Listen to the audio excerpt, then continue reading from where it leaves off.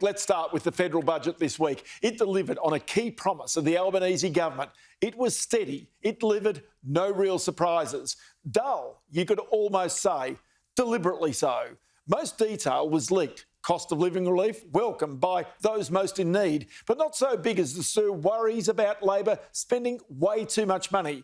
There were no grand gestures. There was a surplus, small but important. Even so, the budget opened a debating point about the future of inflation, the skills crisis and the long-term direction of interest rates. We're very conscious, obviously, of the inflation challenge in our economy. It remains the dominant concern that we have about the economy, particularly over the next little while. And so what we've done is we've put together a cost of living package which recognises that people are doing it tough, but which doesn't make the inflation problem in our economy worse. And this is the economic riddle. To address the skills shortage, the budget shows that net migration will increase by 1.5 million people within 5 years. Our population will rise to just under 28 million. But has Australia planned for these extra people with housing and infrastructure? It was pounced on by the opposition. Prime Minister, we all support planned migration, but your budget announcement to bring in 1.5 million people over this 5-year period is more than the entire population of Adelaide, and you have no plan. Every city's already congested.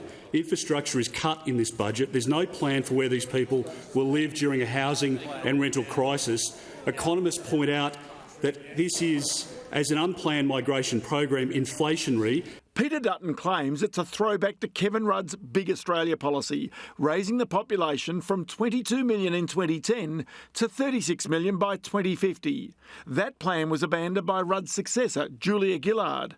Albanese was the Minister for Infrastructure and Transport at the time.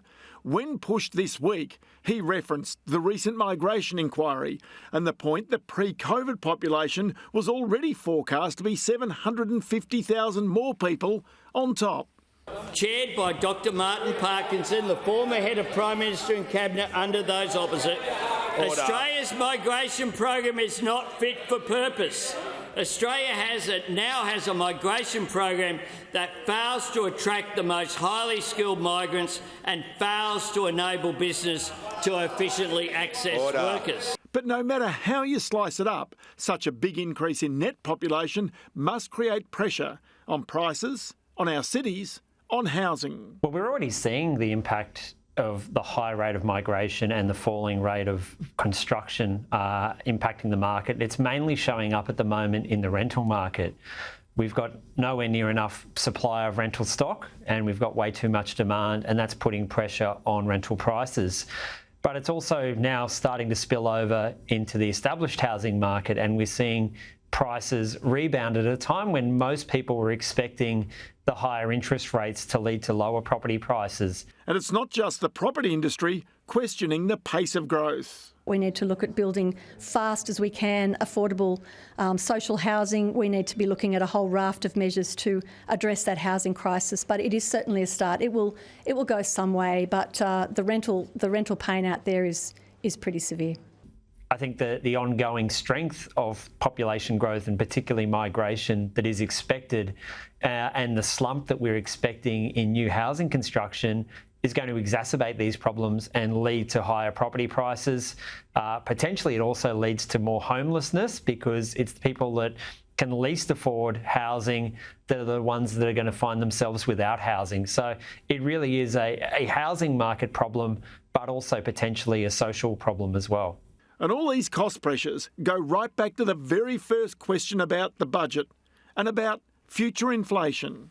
We know that rental increases are or the rent component of CPI is a really large component of overall CPI. I think it's the second largest subgroup in there. So if we continue to see this deficit of housing and this strong demand, and we know when people come from overseas, most of them don't own a property, they need to rent for a period of time.